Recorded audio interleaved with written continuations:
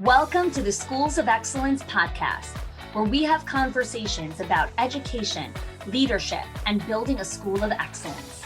The goal on this show is to bring you clarity, up-level your mindset, and give you practical strategies and inspiration so you can show up with confidence and trust your decision-making. I'm Chani Olshansky. I'm a mom of 4 under 10, a former New Yorker, and been in the early childhood field my entire life. And I'm so grateful that you've joined me for this conversation. Welcome back to another episode of the Schools of Excellence podcast. I'm really grateful to be here with you today because today's an episode that's very near and dear to my heart, which is all about confidence and resilience. So I want to start this episode with a question. It's a question that a team member of mine and I have been really dissecting over the last couple of weeks together. And that question is, am I about to fall apart, or is this what resilience feels like? Am I about to fall apart, or is this what resilience feels like? Sometimes we feel like everything is weighing on us and we're about to crash and fall over. But really, we're okay. Sometimes we're really okay. And that's what resilience feels like. And so today's episode is about understanding what a confidence and resiliency toolkit is. It's a combination of habits, practices, strategies, and rhythms that help you and your team envision, create, and implement growth in your school, even when there's chaos, uncertainty, and ambiguity. I'm going to say that one more time. A confidence and resiliency toolkit is a combination of habits, practices, strategies, and rhythms that help you and your team envision, create, and implement growth in your school, even with chaos, uncertainty, and ambiguity.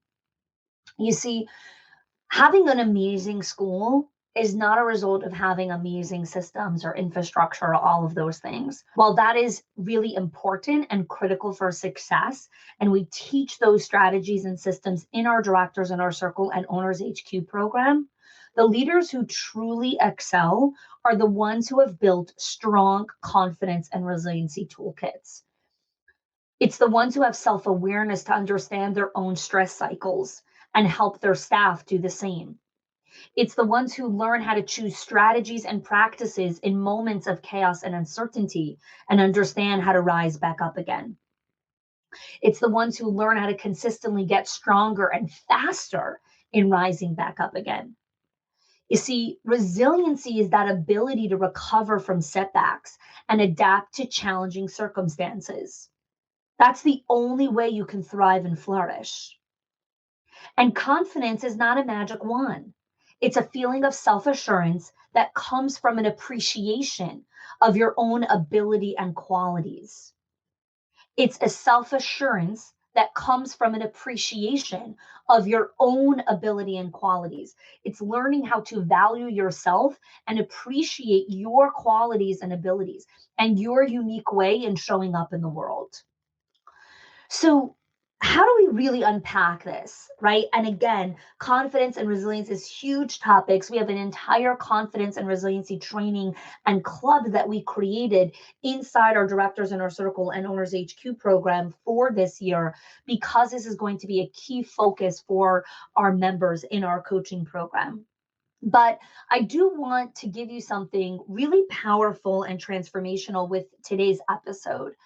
And that's with understanding how to recognize your stress cycles and invite calm. In last week's episode on the podcast, I spoke about preparing for the summer. And I spoke about how the goal is not about forecasting for every single problem that might come up. Understanding yourself and self-awareness is recognizing when you're out of depth.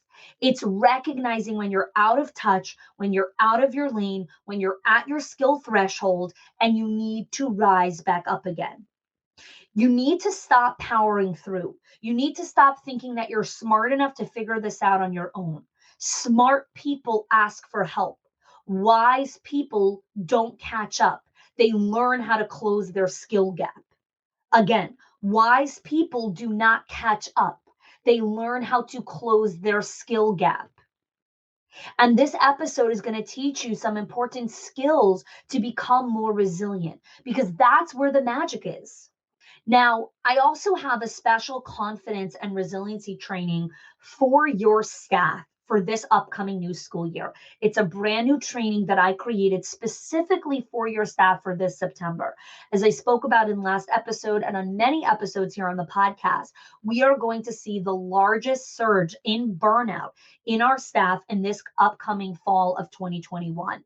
And the reason for that is so many different moving factors, which I'm not going to go into here. I speak about that at large in my podcast on predictions and cautions for 2021 fall. But what I want to talk about here is understanding that the best way to combat burnout, the best way to combat your staff calling out or quitting or high turnover rates, and really building high staff retention and a culture of excellence is training your staff how to become more confident and resilient. They have to find that within themselves. It doesn't come with motivation. It doesn't come with gift cards. It doesn't come from bonuses and raises and lunches. It doesn't. It comes from them inside of themselves, igniting that confidence and resilience from within themselves. And so I created a unique training for your staff that you can show them and do together for professional development, either during the summer or for your first staff meeting for the upcoming school year. And for more information, definitely check that out in the show notes. We have a special going on right now. It's a unique confidence and resiliency training for your staff. Now, here's the truth to recognize about your school, running a center, all the stuff that you're doing right now.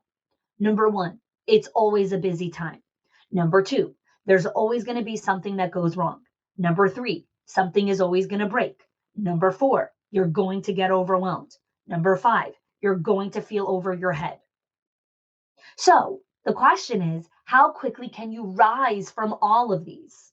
From the busy time, from something going wrong, from something breaking, from getting overwhelmed, from being over your head. All of those things are always going to happen. Stop deluding yourself and thinking that it's going to be quiet soon. Stop deluding to thinking that, oh, there's going to be a time where nothing goes wrong. Stop. Stop thinking that nothing breaks because you've created unbreakable systems. It doesn't exist. Stop thinking that you're never going to get overwhelmed again. Stop thinking that you're never going to be over your head. Those things are part of life. It's what you raise your hand for, to be a leader in your center. The question you have to be asking yourself is, how quickly can I rise from that? Those are the difference in the leaders that win and the leaders that tread water till they die. It's the illusion of one day I'm going to catch up. You never do. So stop trying. The work is always there. Build your confidence and resiliency toolkit. David Allen has an amazing quote, which is, much of stress that people feel doesn't come from having too much to do. It comes from not finishing what they started. And every single day, there are stressors that come into your day. And if you don't release the stressors from the day before, they accumulate, they compound, and they impact your ability to lead and make decisions. Again, if you don't release the stressors from the day before, they accumulate, they compound, and they impact your ability to lead and make decisions. And so you need to learn how to release stress out of your day. So one of the first questions I want to ask you is, what are the top 3 stressors in your day? For many people, the top 3 stressors are staff calling out, parents, work, kids, husband. Those are all stressors in your day. I have 4 kids. They are a tremendous amount of joy for me. And they're also a huge amount of stress. And our bodies needs to rest, not just sleep, which is you knocked down in a coma. Your body needs to rest from high stress and chaos every single day. And so we have to talk about, what are the habits that you need to create to release stress from your day? That is a system that you need to create, the habits. And those are mindfulness practices, meditation, swimming, exercise, running. Those release stress from your life. You need to release stress. The other thing you need to be able to do is invite calm into your life. Because it's not just about, okay, I need to release the stressful conversation. We also need to make sure we're consistently inviting calm. So you're not running around stressed and out of breath and, oh my gosh, oh my gosh, oh my gosh, oh my gosh. You need to invite a level of calmness, of slowness, of inviting the pause. And there are so many strategies out there that are like that. This episode is about bringing awareness to recognizing that you need habits to invite calm and to release stress. That's how you build resilience. When you're in it over your head, you learn, okay, I need to release the stress. I need to invite calm so I can think clearly and I can make the right decision in this moment. You are never going to make the perfect decision. You're going to do your best with the information and knowledge that you have right now to make the best decision in this moment. And 2 weeks later, when you have more information or you have better data, you're going to make a different decision. You didn't make a wrong decision 2 weeks ago. You made the best decision with what you had in front of you. And that is why you need to constantly be investing in your skill set. You need to constantly be learning and growing and stay humble and curious, because that is the only way you're going to consistently be making better decisions. So, how do we build this confidence inside of ourselves? Again, let's go back to my definition of confidence that I said in the beginning of this show, which is confidence is a feeling of self assurance that arises from your appreciation of your abilities and your qualities.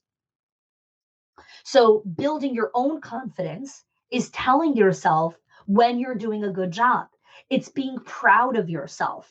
When was the last time you recognized when you were proud of yourself? We constantly applaud and give attaboys and slap on the back to our staff when they're doing a good job. I have an entire episode on the gratitude matrix, which is episode 3 on this podcast, that I talk about how to build teachers' internal confidence.